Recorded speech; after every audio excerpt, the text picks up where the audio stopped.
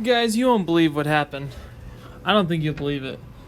Just Ordinary and friends in our Double Dip clan matched Bus Stop, guys. These are my other friends. This is the clan I was in doing war recaps for. Short Bus Gamers. Well, this is Bus Stop, and they were doing the same thing. We were double dipping, and unfortunately, I guess we matched. Yeah, we had an insane war, guys. I don't know check this out. Look at these names. These are all people we know. This was probably my best war, guys. I'm not gonna lie. I had 100% there, 193 there. D3T had a 99 and a 100, and then Dalton, I got 2 fresh triples. This was I don't know, man. It was probably my best war. I'm not gonna lie, and this was a very fun, friendly, competitive war. Looking across the board, these are all people that we're all friends with. We all know it was just an unfortunate match, and we had a lot of fun. I'm sure SBG had a lot of fun planning attacks on the other end, like we did, and. So starting it up, this is Dalton. This was one of my fresh triples that I got, and it made for a really easy funnel on the town hall side, and I take advantage of that. So I straight up just charged the town hall with my kill squad, jumped into the core there. From inside of the core, I'm gonna rage everything up again, sending my hogs in decently early just because I knew that Eagle Artillery wasn't gonna get another round off to hit the hogs. So the hogs take out that first multi-target inferno area, and then look at that king and those P.E.K.K.A.s take out that last the second multi-target inferno, but the last one on the map, and then also take out that bomber tower. So my hogs are just gonna stay alive even more. It actually got pretty close just because a lot of my hogs were fading out right here. So, at this moment, I'm like, crap, what am I going to do? I'm not going to triple this. But wait, I do have my queen ability. So I'm going to go ahead and use that and secure the triple there. So first war, a replay of the day right there. Look, there's Rock in this one. There's, tons of great players. Now here we got Matt, or JD, and he's going to be doing... Watch this one, guys. It's going to be like a queen charge hog, and he's going to set off the funnel just with a couple funnel troops. He didn't go too expensive, just a loon and a baby dragon. He did use his king on the far right-hand side about 6 o'clock, and notice what he's going to be able to do with that. He's going to get rid of that Tesla farm, and from there, he's going to try and jump into the core to get rid of that enemy CC and the Eagle Artillery and the enemy queen. So as soon as he's able to run through the enemy CC, take out a couple more structures so that funnel for that push the queen charge into the core there is secure, then he's going to ante up and just start getting, watching these replays, I get so nervous, man, because people scare me to death with when they activate their hero's abilities. I swear, they wait way too close to the end. I get freaked out. I watch this and I'm like, my whole body clenches because I want to make sure they use the ability and don't miss it. But, JD here, he's just putting it through, and absolutely dominated this base. That tornado trap is definitely annoying at the end here because the hogs there's not a lot left and they were fading out. So as of right now, he doesn't have any more defense targeting troops, but he does have that Grand Ward. Oh, but it was a 98%. It was a time fail, guys. I had to show that just because it was a excellent raid, and he was so close. He was so close to securing that triple, guys. It was a beautiful hit. I'm sorry, JD, man.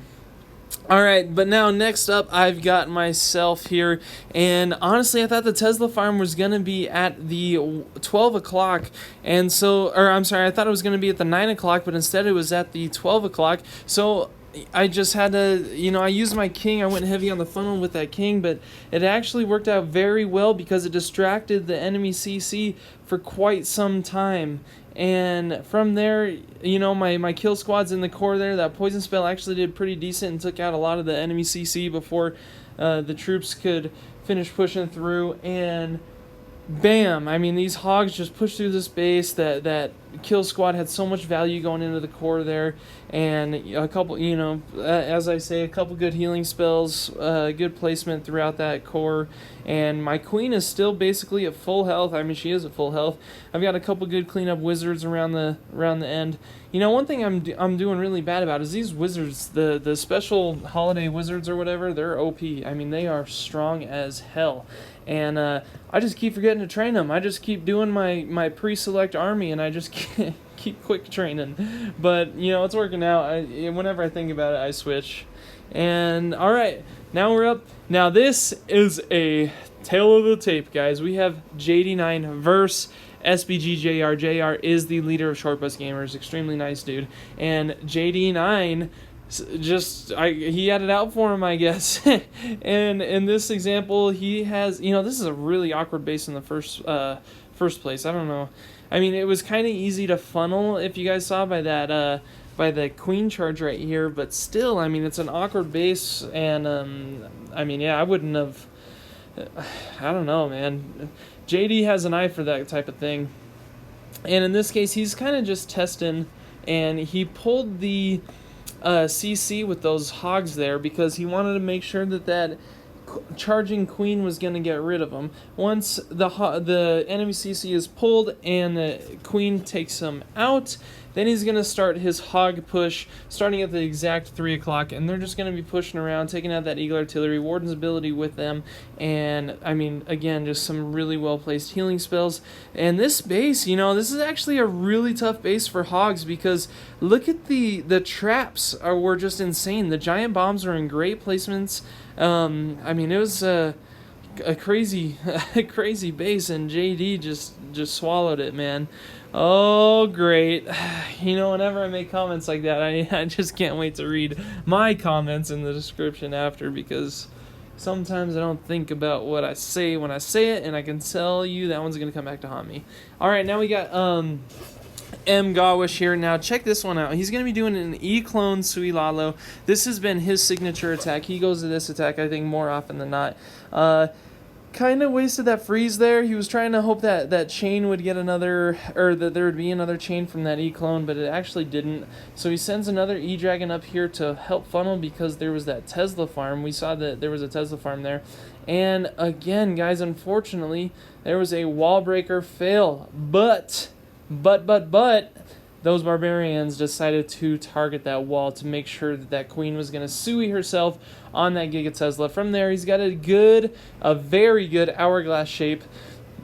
And that hourglass shape is perfect for the Sui Lalo because these loons are going to start out kind of long, like in a long stretch, and then they're going to get up real close together in the core, and then they're going to spread out again on the backhand side. Now, he did a great job of keeping some extra loons just to take off those defensive structures that were along the edge or around the outside. And in this, this is a perfect example, a textbook Sui Lalo, or Electron Sui Lalo.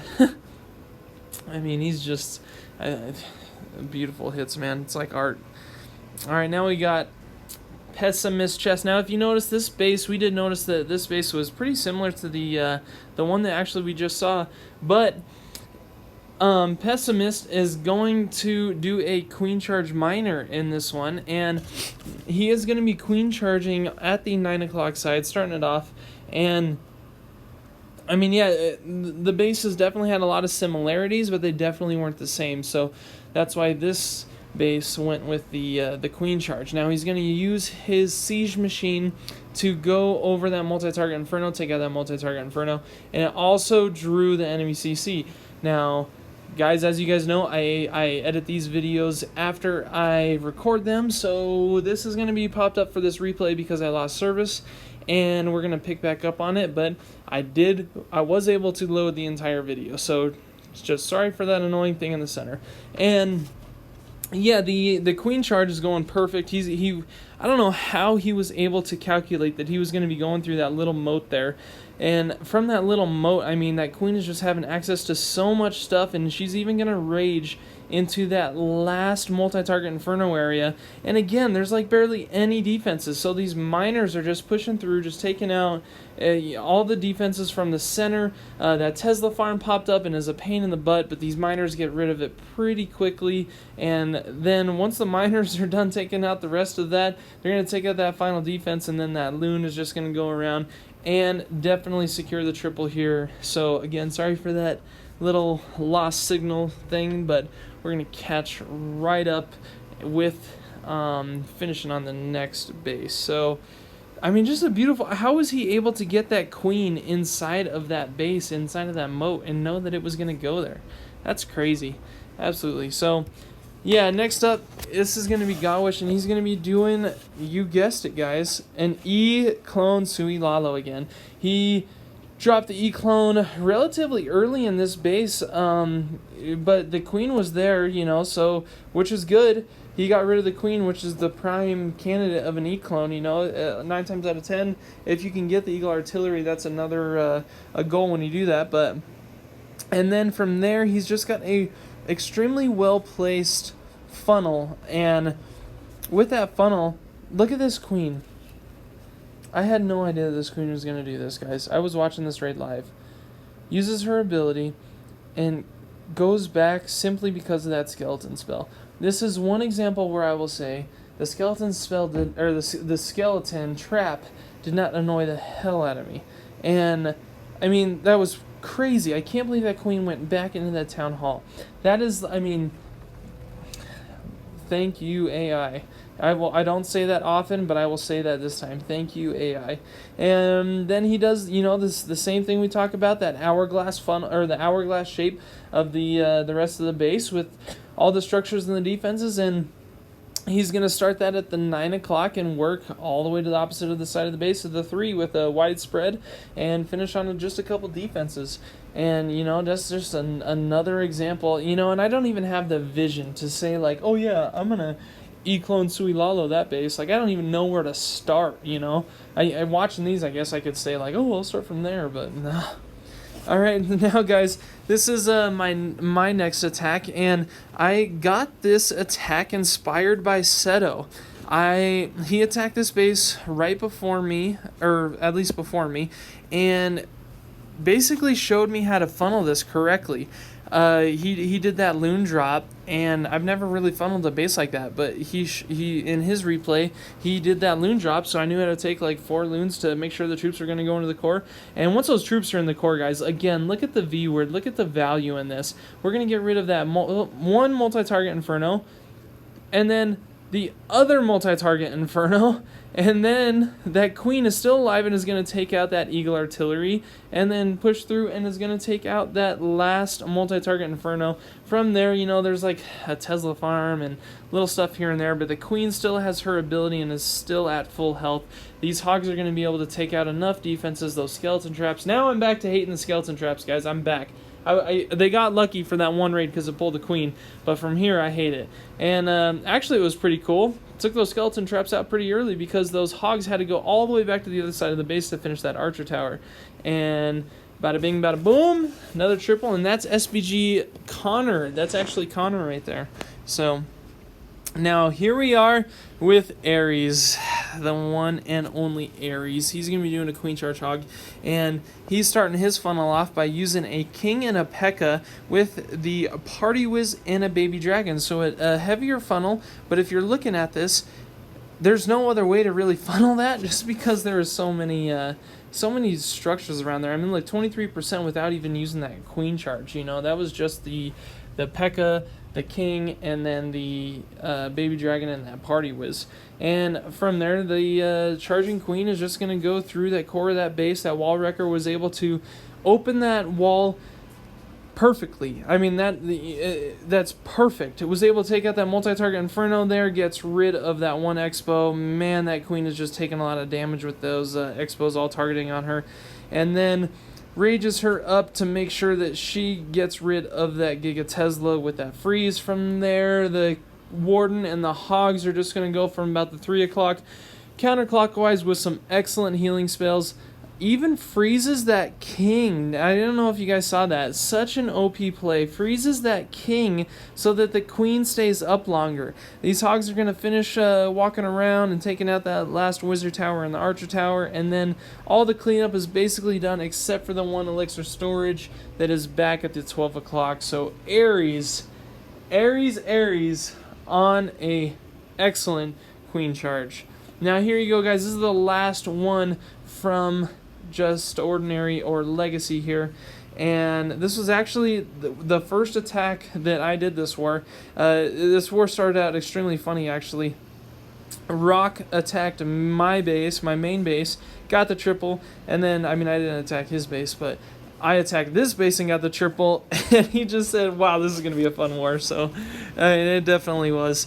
And, you know, this base was super susceptible to my Kill Squad Hog attack again, and just having so much value getting into the core there that Kill Squad is still pushing through, guys. I mean, the Hogs have a super easy path, and, you know, that bomber tower and a few extra big bombs around the pathway, but that Kill Squad honestly was able to take out the majority of the base, and they even took out that last multi-target Inferno. So the Hogs really only had to deal with one multi-target Inferno there with the other point defenses, etc. But I mean, that's a wrap, guys, for the attacking side of Legacy to Bus Stop.